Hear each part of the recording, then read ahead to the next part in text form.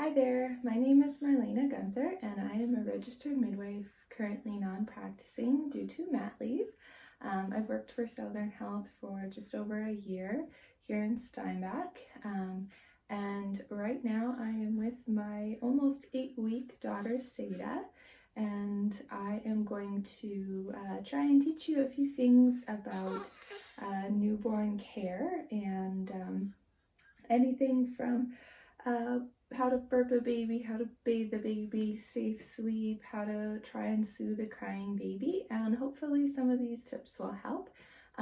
This is my first time being a mom, so I'm just in the trenches doing it along with you guys soon, so hopefully these tips will help you out.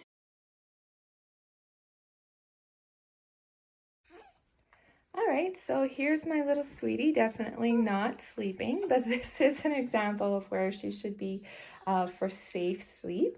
You might have heard the campaign Back to Sleep, and that is a nice little way of remembering that babies should be on their back to sleep. They should not be on their tummies, they should not be on their sides. Put them on their back to sleep. Once they start beginning to roll over on their own, and lifting up their head, that is something you just, when they wake up, put them back to their on their back. But always to start, put them on their back to sleep.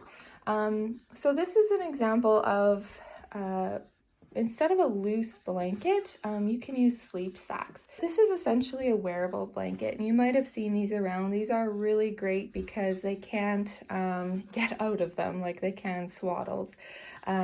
So this is something, it just zips up, and it's an extra layer, and it won't go over their head. Now what is important with this then is for it to not go over their head, it has to be the right size.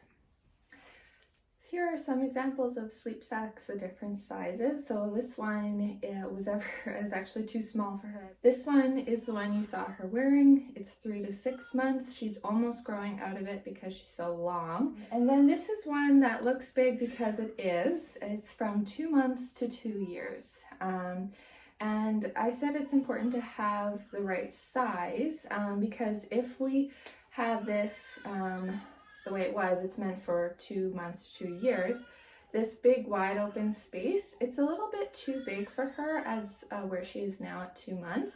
And so what can happen, she can kick it and then it can go over her face. So how this works at 2 months is it's got little snaps here, which makes that armhole quite a bit smaller, and so it won't be able to go up over her face. So she'll be moving into this one shortly. All right, so here I've set up a few things that are what you should not do with safe sleep. One of them is to have stuffed animals, pillows, anything loose really in the bed should not be there. So I've got stuffed animals here. I don't have one because it's not safe, but sometimes you can get these things that go along the rail all the way around that are like padding. Those used to be a big thing many years ago, but are not safe and should not be used. They're also on the government website. There is an article there talking about what a safe crib should be like. So it should be firm, doesn't have something that goes up and down. Those we maybe used to have as kids, but those aren't considered safe anymore. So look that up. Another thing that you should not have in your bed is a loose blanket.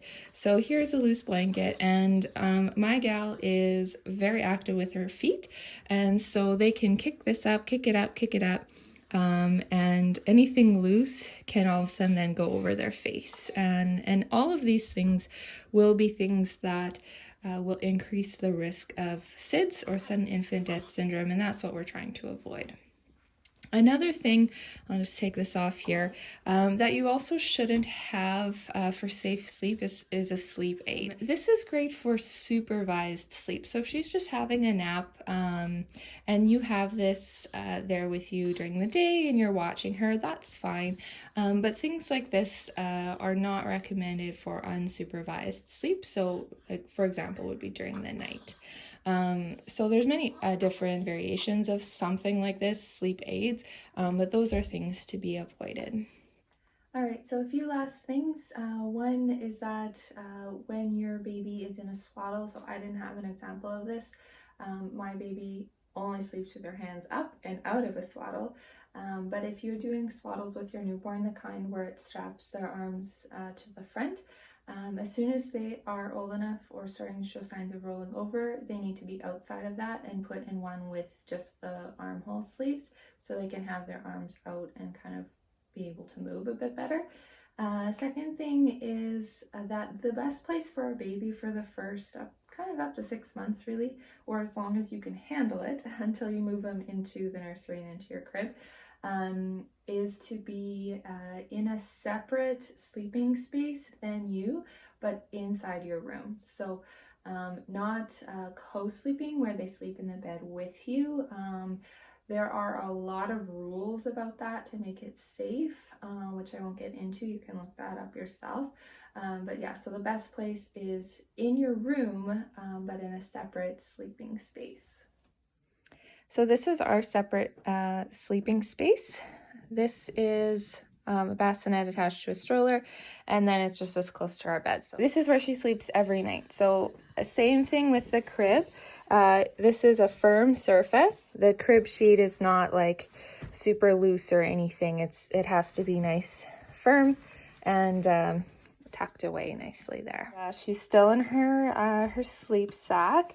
There's no loose animals, there's no loose blankets or pillows here, and she can sleep safely right here where she is.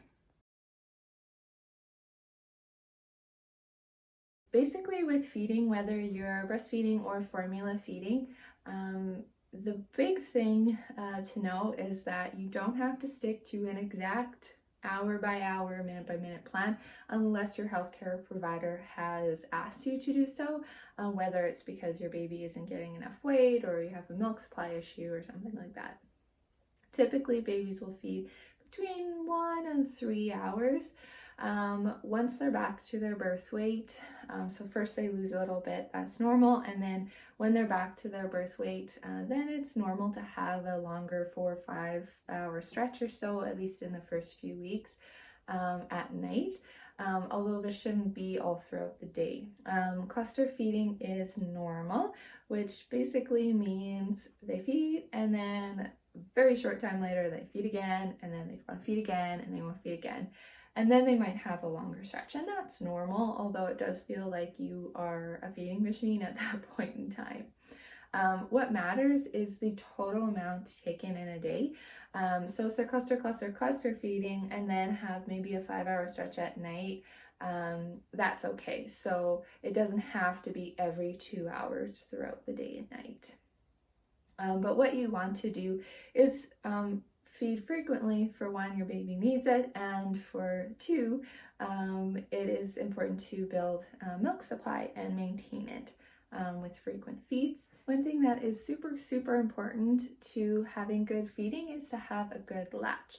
Big important thing is that they are opening wide. So if pretend that my hand is baby's mouth, you want them to really open wide so that they can latch on. If they're this small and trying to get in there, they're not going to have a very deep latch, and that is what you want. You want a deep latch, which basically means they're not just on the nipple, they're not just barely on this part, but they've got a good amount of the breast.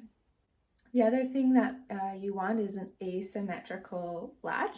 So what that means, you don't want symmetrical. So if this is their mouth, you don't want it to be exactly the same on both sides, but you want it to be a little bit off center. And why that is their chin will come down here and will actually almost push when it pushes in, it will almost push that nipple down. You can see that right into the back of the mouth, and then they can put their top, and then it's right in that sweet spot in the back of their mouth.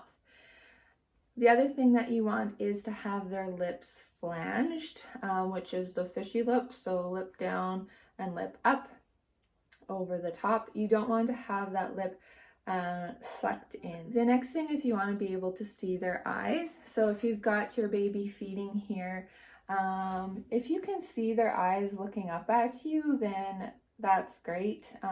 You don't have to worry about them not breathing either. Even with everyone has different sizes of boobs, their noses are different than ours. So if we flatten our noses, we can't breathe, but theirs are flatter and wider, so they can actually breathe out the side. So you don't want to just be pinching your breast or holding it down so that they can breathe or so that they can see you, because if you keep holding it there, you can get a plugged duct, and that is not nice. But yeah, if you can see their eyes, they can see you, then that's a really that should be a good latch as well. If you think of yourself drinking a water bottle, if you have your chin tucked in and try and drink and chug, it really doesn't work. Even if you had a straw, it doesn't really work. If your chin is equal, then it works a little bit better to drink. But if you want to be chugging, you want to get this milk, water, juice, pop, whatever, we all go like this, and there's a natural lift to our chin, and so that's what we want for our babies too. You can do a laid back breastfeeding position for mom in a chair, on your bed, on the couch, probably the most comfiest position for mom. You can also try the cradle position, which is nice when they're a little bit older or can find the nipple on their own. All right, this is the cross cradle hold, which is probably what you want to use at first while your baby's still trying to figure out breastfeeding. With this, you want to take your index finger and thumb and kind of put it around the neck and kind of by the base of the ears here. And that way you have full control over their head. And then you can also take your other hand and kind of form a C, and that way you can cup your breast and move it wherever you need to, and you can move baby's head wherever you need to, especially when you're first learning to breastfeed. I'll sometimes start with this, and then when she's found it, then I'll move to my cradle hold, which is a little bit more comfy overall. Another position would be the football position, where you hold them like a football. With this one, you need to be able to not really be super close to the back. So you'll want to have a pillow or 2 or 3 there, so that their legs really are up against the wall or couch or wherever you're at. And you want them to be far enough back so that they can still have that nice extended chin. So this one is not for quite when they're newborn, but sometimes because she's a little bit older and stronger, I might be sitting on the couch and I'll stick her legs in this little pocket, and she just feeds more of a seated position. And you can also try a sideline position. Okay, so how to burp a baby. I've got her here in one of the positions that I usually try and burp her in. So she's just sitting here on my knee, and then she's a little bit more squirmy than your newborn might be. And I just have a little burp rag, and I'll show you first with my hands. Just support her kind of on her cheekbones and have them leaning forward. So I am going to do this so she doesn't puke over me, which babies can do when they burp. So holding on to the cheekbones, and you just pat them here. And you can be pretty firm with them when you're trying to get them to burp. Sometimes I'll also add in a little bit of a leg jiggle, trying to get the air to rise and out. So that's one way. Another way is to use a burp cloth over the shoulder. Hi, sweetie. and just up like this. And same thing, you want to you can give some pretty firm blows here to try and get them to burp. And yeah, so those are just a few different ways that you can try and burp your baby.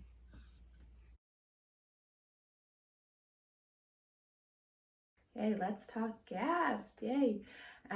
So most babies do get gassy at some point or another, and some way more than others, and it can be really hard to watch. A common thing that people will give is gripe water, although this actually isn't recommended because it's not regulated, and so anything can be in it, any kind of herbs, or some even have alcohol in them, and it's not regulated. We don't know, it could be dangerous, so it's not recommended to give. A better alternative would be baby probiotics, and that can really help. Either of these things, if you are choosing to give it to them, really should be given after a month. Babies that are really new and fresh typically aren't really that gassy, and so really starting this off that early, it's usually not needed. There are a few different exercises or massages that we can do. So some tips to avoid even getting gas in the first place. One would be to really try and get your baby to burp after they've fed. So even during a feed and then after a feed, they may not burp all the time, and that's okay, but try give it a few minutes and see if they will burp. The other thing is to make sure that they're feeding without a lot of air intake. So big thing would be if you're breastfeeding, make sure they have a good latch. And if you are bottle feeding, make sure that there aren't a lot of air movement back and forth. You can get some colic preventing bottles, but really you don't want to be shifting back and forth to introduce that air. All right, so here are some exercises you can do to help relieve gas. One of them is a massage on the belly in a question mark, which follows the intestine. So if you think of a question mark being down like that, although babies' bellies are pretty firm when you want them to be, they're very strong. Hey, baby? So you can kind of follow this with your hand. The other thing would be bicycle kicks. You think of pedaling a bicycle. You can also kind of just hold them here and press inwards. That can help release some of the pressure. All right, so let's learn to change a diaper. One thing you'll notice is I am on the ground. I have chosen to completely skip the diaper changing table or even having a changing mat on the table. Because you will change your baby's diaper wherever you are, whether that's on your bed or on the couch or on the floor in the nursery. So I have just chosen to get mats that I change her on, and I move them around wherever I want. I always do like to have everything laid out where I'm going to be, and I have a few of these little stations around the house. So you always want some wipes. I do have a diaper cream here as well. Got a diaper, and if you have a boy, you might want a little washcloth or something just to cover their little penis so they don't spray everywhere when they pee.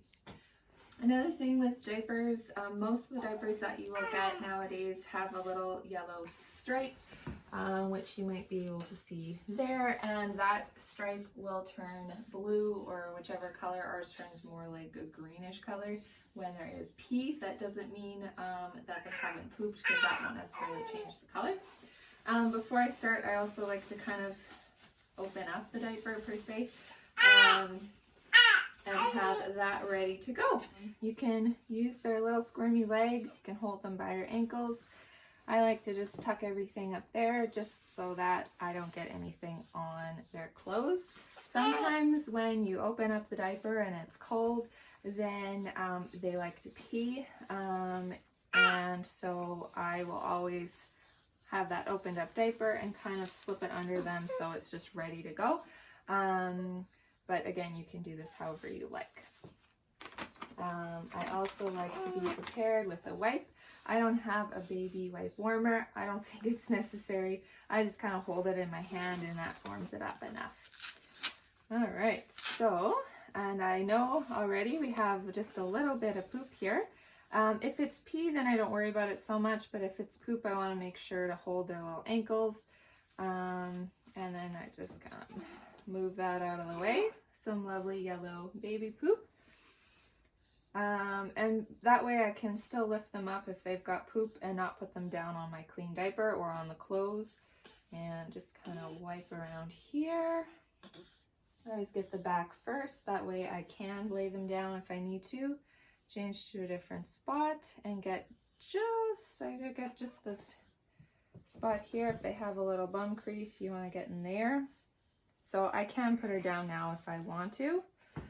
I will just get a different look here. All right, so girls, you still want to get in all the little creases. Boys, there's a lot more creases, so you want to get under the scrotum, you want to get around the penis, everywhere. The thing with girls is you want to, like any girls, us included, you want to go from the top to the bottom or front to back. So she doesn't have really a big poopy diaper, so I won't clean that. But if you would go top to bottom there. So I'm just showing you here, top to bottom, check to make sure there's nothing there. All right, so some babies also might have a little bit of diaper rash, which is why it's important to make sure they're not sitting in wet or poopy diapers for too long. I just put this little cream on just in the creases here to make sure if there's any rawness, it's good. And you can take some, and I just give a little swipe there on her backside because that can get a little raw. Okay, so with putting on the diaper, you'll see that there's these little kind of pockets here that holds everything in. So I like to kind of spread those out, cover her up here, and take these and put them on there. So sometimes she behaved very nicely right now, but sometimes you will need to kind of wait until they drop their legs so you can get a good, nice, snug fit. The other thing too is her belly button is a normal looking belly button, but when the cord is there, you want to make sure the cord is not tucked in there, and so you might need to fold over the diaper. The cord should not stay in the diaper, otherwise it will get stay moist and warm and smell really nasty. So when you've got your diaper on, you want to make sure that you're kind of getting in there. And sometimes this can be tucked in. You want to make sure that's tucked out. And then that little piece in there, you can see that pocket. I just make sure that that's also not tucked in too far. So we've got good range. All right, so my baby is dressed again, and I've got this diaper. So I just kind of tuck that in there, roll it up, use little flaps, close it, and I chuck it in the garbage. At this point, she's just breastfed, so her poops won't stink enough to need any sort of special garbage disposal or anything. All right, so another thing to remember if you do have a boy is to make sure that when you are putting the diaper over, is that you are tucking their little penis downwards, and you will discover very quickly why that is the case, because especially if you don't have the diaper tight enough, then they can shoot pee upwards and get all over their clothes, and that's not what you want. The other thing to note is have lots of diapers on hand. You can start off with newborn diapers or size 1. I would say have both handy, just because you don't know how big your baby will be, and expect to go through a lot of diapers. 8 to 12 a day would be kind of normal for the first number of weeks anyways. Okay, so your baby's crying, which will happen many times. What can you do? There are many ways that you can get your baby to stop crying, and you might have to try all of them. It might be different every single time. One thing to note that is very important is that if you have tried everything, your baby's fed, your baby has a clean diaper, all of that, and they just won't stop crying, and if it's starting to get to you, please put your baby down, put them in their crib, put them in a safe place, and leave the room. Super important for baby safety. because when we are so sleep deprived, we've tried everything we can get very frustrated, and we just don't want something to happen because of that. So babies can cry. It is okay to maintain your sanity and to make sure that baby is safe. Put them in a safe place and leave the situation, and it's okay if you let them cry for a bit. So there are a few things that you can try to get baby to calm down.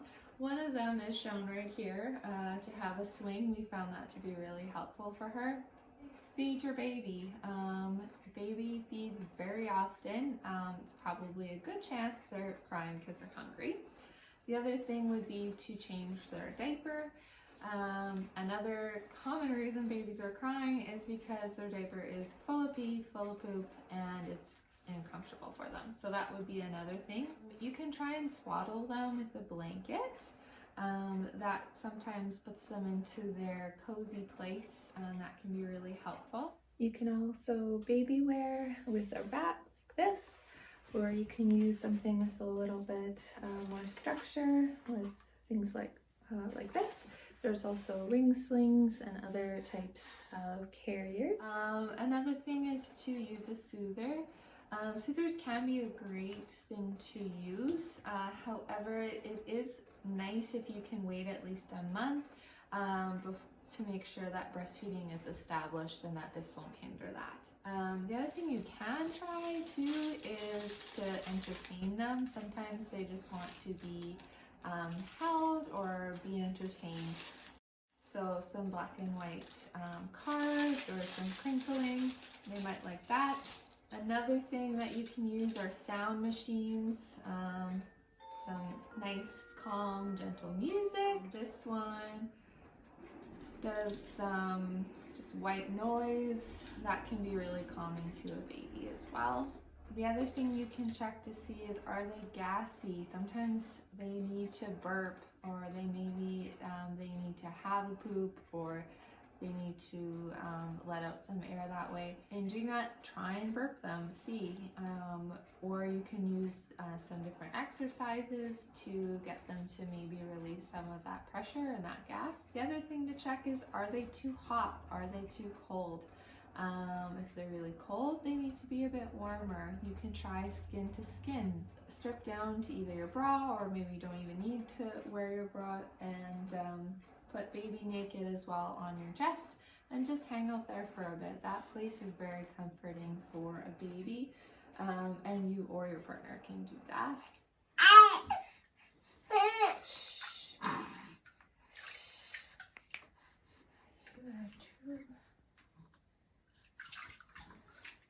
You can just hold her and rock her, give her little pats.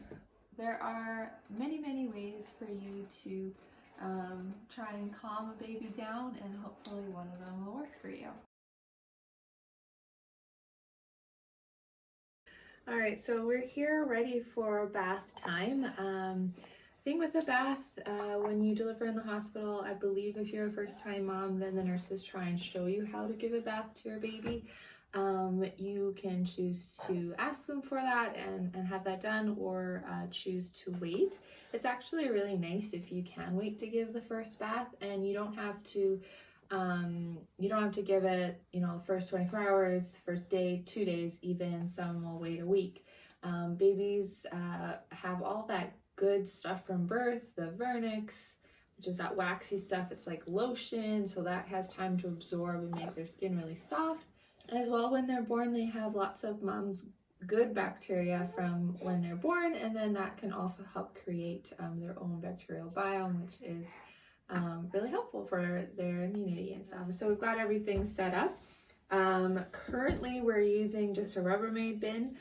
We started off with a wash bin, which they have at the hospital, but because she was long, we used this one time before she outgrew it. We've used a sink before, you can do that. And yeah, currently we're using this. Another thing that we've discovered with her, our daughter loves to have showers, so we'll hop in the shower with her and kind of soap her off then. I've got my soap ready, I've got a washcloth, and then I also have our towel set up. So as soon as I take her out of the bath, I can pop her on there and get her all nice and warm. Okay, so another thing to note is the temperature of the water. Really you can kind of check same as you would for like milk that you've warmed up, just on the inside of your wrist. It's the most sensitive. Just make sure it's not too hot, too cold, just that nice, even, just right temperature. That's why we always just test them a little bit, stick their foot or something inside in there. That way if it's all of a sudden far too cold or too hot, then you will know pretty quickly. Some babies love baths, others hate them, so we'll see how it goes today with her. All right, so I first stick in just a foot or something, make sure she's good with the water. Okay. You always want to watch them. Never do this unsupervised, never leave them there. And sometimes you need to talk to them, make sure they know it's okay. Yeah, good job, sweetie. And then you want to take your soap. Make sure that you're getting all the creases in the little armpit area. Hi, good job, sweetie. All right, and the hands might be a bit difficult, and it's, at least for my girl right now, it is also important for me to get in her little neck creases because milk spills out of her mouth and she's got chub right now, so then it all just sits in there and that gets really stinky. Same thing behind the ears. Same thing with the bottom. So with girls anyways, again, a top to bottom or front to back. Yeah, here we go. And just rub everywhere. They really don't get that dirty, so that's fine if it's not an exact science. But yeah, get the creases. It is okay to get the cord wet. You just want to make sure that after you're done the bath that you just dry it. There we go. So I kind of soak her up and then rinse her off. Use the cloth if you want to get in those little tough places. And these little mats can be really helpful. That way you can use both hands. All right, so I kind of lift her up, support the neck. When we're gonna do the hair here, you can use your hand or a small container. Get that a little wet. Good job. Good job. You learn to do things one-handed quite a bit. Just rub it around, give it a little baby massage. Hi, sweetie, you're doing good. You're doing good. All right. Yeah, and then I just use the cloth. Or again, you can take a small container and just dump it over a little bit and get that nice and rinsed out. Be very careful you're not getting water or soap in her eyes and even in their ears because they can get ear infections a little bit easier than we do. All right, and then when you're done, you just pick them up. Good job, sweetie. Good job. Careful because they're slippery. Bring them over to our towel and wrap them up so they're nice and cozy. Nice and cozy. Now it's bath time. All right, so this is another way that you can bathe your baby. I took out the mat and we have the water's a little bit deeper and you just support their neck here. Make sure their head does not go underwater. You can kind of stick a finger underneath their armpit if that's helpful, if they're a little squirmy. But they really like this because they can float around and that's a little bit more like what they were on the inside. And same thing, just you have to do everything for sure one-handed now. So I'll just right here, kind of wipe it around and everything. Just like this. Yeah, good job. Well, I can't give you every reason for you to get help, go to the hospital, talk to your doctor. Here are just a few things to watch out for. One is if your baby is not feeding well, really to the point that they're not getting milk. They're not waking up to feed, they're not getting in that calorie intake. So another thing to watch out for are various colors. So blue is a bad one, especially here in the chest and in the lips, tongue, and gums. Could be a sign of not getting enough oxygen. Second color would be pale or almost no color. That's usually a sign of infection. And then yellow. So yellow or jaundice in the first 24 hours is usually a sign that something is wrong. Very normal in the next few days, a mild case of it, although if baby is looking really yellow, it's getting worse. It starts off in the eyes, goes to the face, comes down to the chest. If it's below the nipple line, especially if it gets to the hands and the feet, that would be definitely a sign to go and get help. They might need some treatment for that. Another thing would be if they're really, really tired or lethargic, they're not waking up. That would be another sign. Also, reduced output. So if they're not having pees and poops like they used to, especially in the first little bit, or they just have stopped altogether, that would be another sign. Another thing would be having trouble breathing. Another thing would be if they have a fever. So I know that you can get baby Tylenol everywhere, but newborns should not just be given Tylenol, because if they have a fever, that usually means something is wrong, and just giving Tylenol to get rid of that fever, it's not solving the root issue. So you really should be getting help before giving your baby any medication. Okay, so let's talk about clothing. Biggest thing to remember is basically you do you in this. You don't have to dress your baby all fancy. You don't have to have them in pants and a nice sequined shirt and a sweater and little booties and all of this. You don't have to do that. My baby is in a onesie and a sleeper pretty well all the time. You also don't need to buy new. You can get really nice, pretty well brand new clothes for very inexpensive. Part of the reason is that they grow out of things so incredibly quickly. I've gone to the store, bought some things that I thought would fit her, like maybe 3 to 6 months clothes, 6 months clothes, and I have them maybe 2 weeks, forgot to put her in that, and then it doesn't fit her anymore. Or is so close and she might get 1 or 2 wears out of it. So you don't need new, you don't need to go fancy. I will say if you can, get sleepers with a zipper is really quick. And ones that have a zipper actually that zips, this is a double zipper, so zips from the top, but it also zips from the bottom. And that's really handy for diaper changes. Or you can get the ones with snaps. They just take a little bit longer and can be a little bit more difficult to put on quickly when your baby is squirming. So another tip is to not just buy all 0 to 3 and expect them to fit, or all 3 to 6 or whatever size you're needing.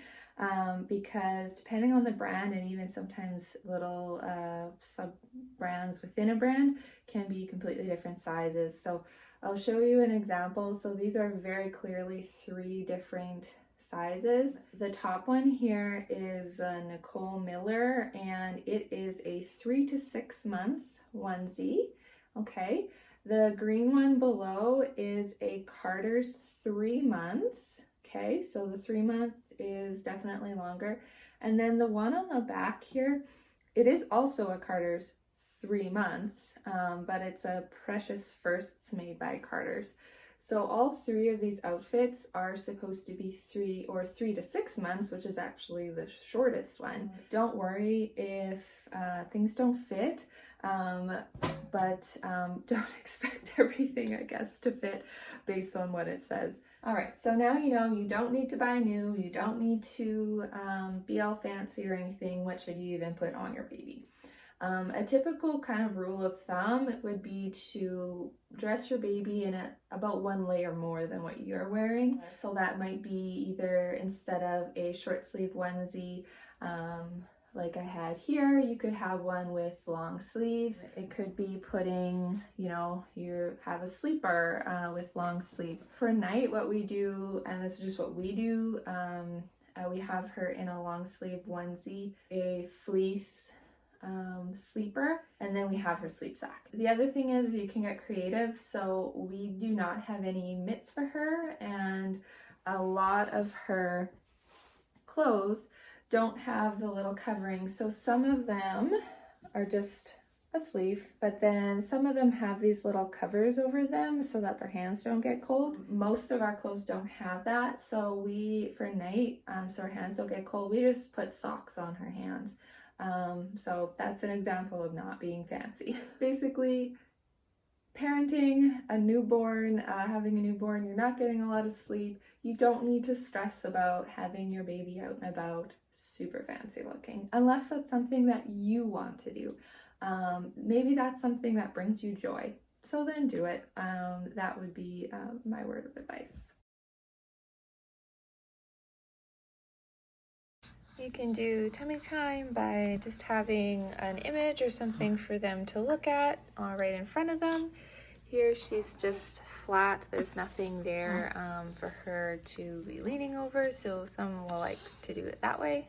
And when they're a little bit more good with their head and neck support, you can also put them a little bit higher for them to look at that way, and then they can lift their heads up as they are learning to control their head. Another thing you can do is just put a pillow or something to support them so they're a little bit more at an incline. I just prop her hands, her elbows up, and so she can kind of prop herself up a little bit there. Sometimes they like to have their knees a little bit bent as well, and there she goes. And you want to be, just looking at her black and white things here, you want to be expressive and congratulate them. Good job, baby. Good job.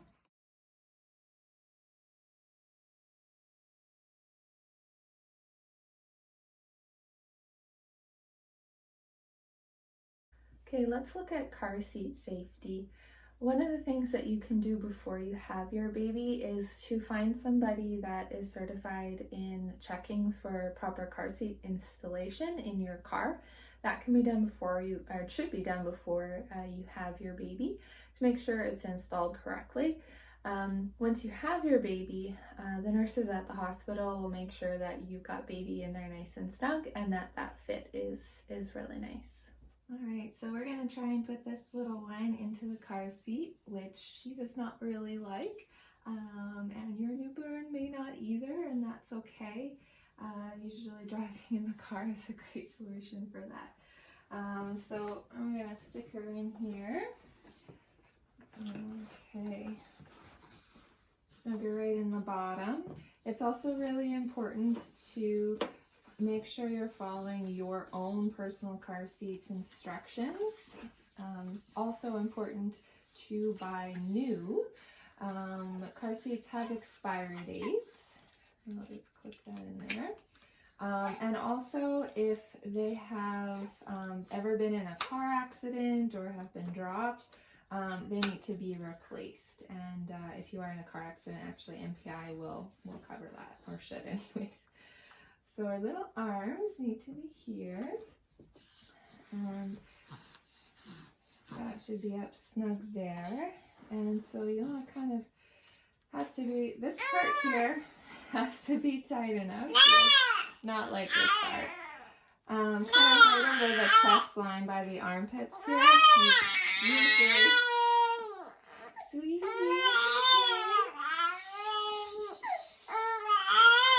Has to be just snug enough to get right over there, so you can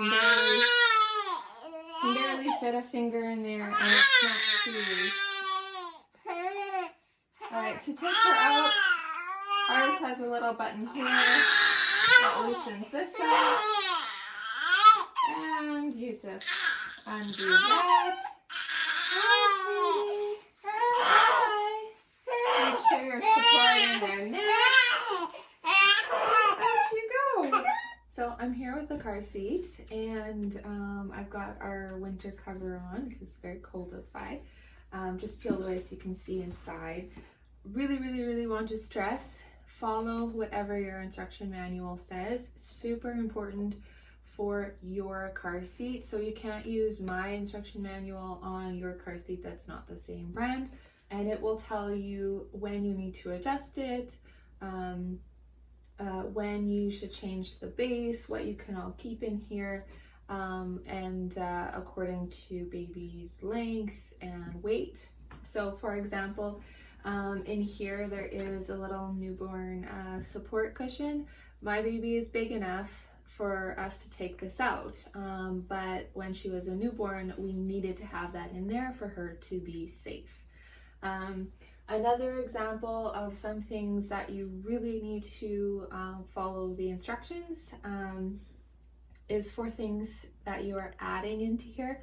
So for example, this car seat cover comes with this little soft fuzzy thing that would go here, little things for the straps to go in. However, for a car seat to be safe, there should never be anything between the back of the car seat and the baby.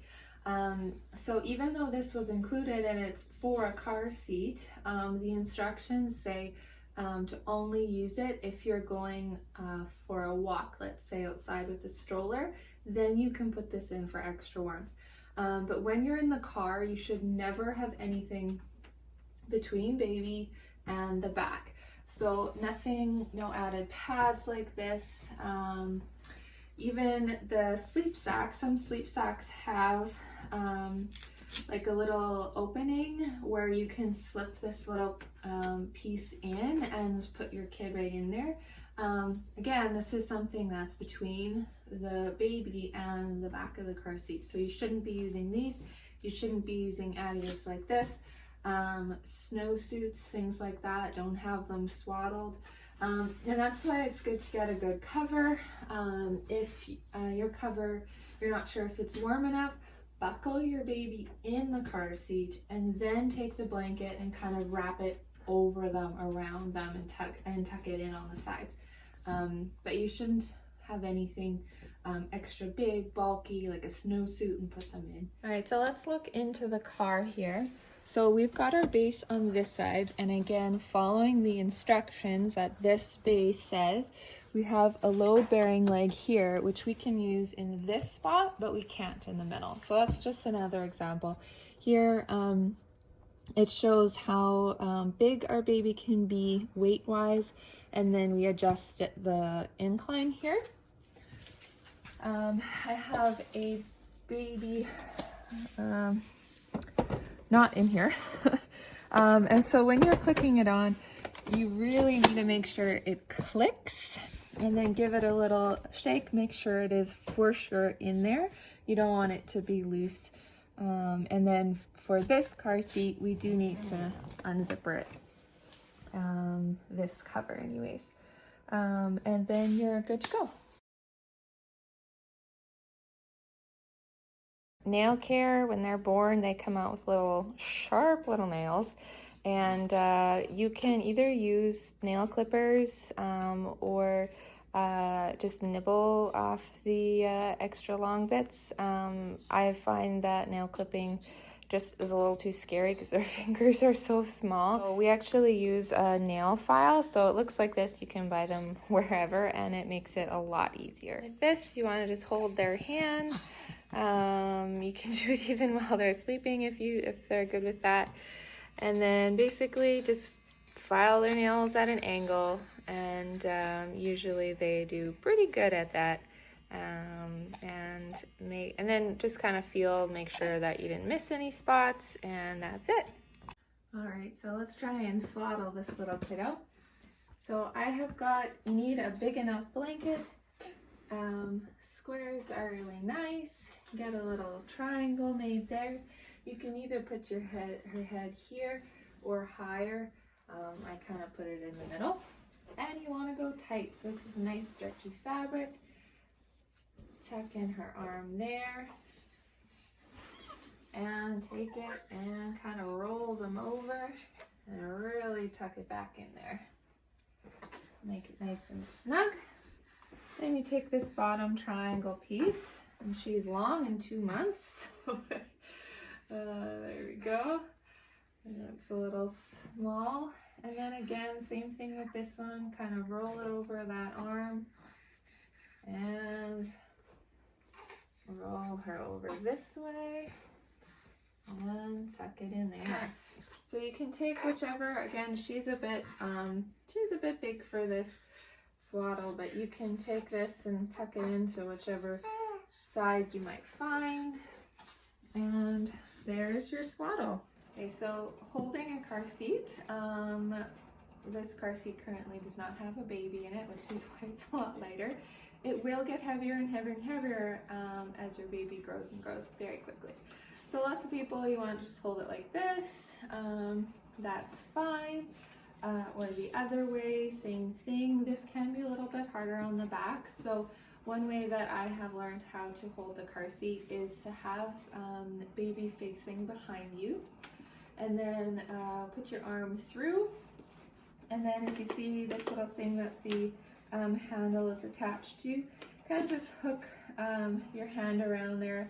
Mine doesn't have any special hand or anything, but just kind of hook it around there, hold on, and you can walk. You have a lot of control and you're a little bit more upright, so it doesn't hurt your back as much. And that's how I tend to hold my car seat.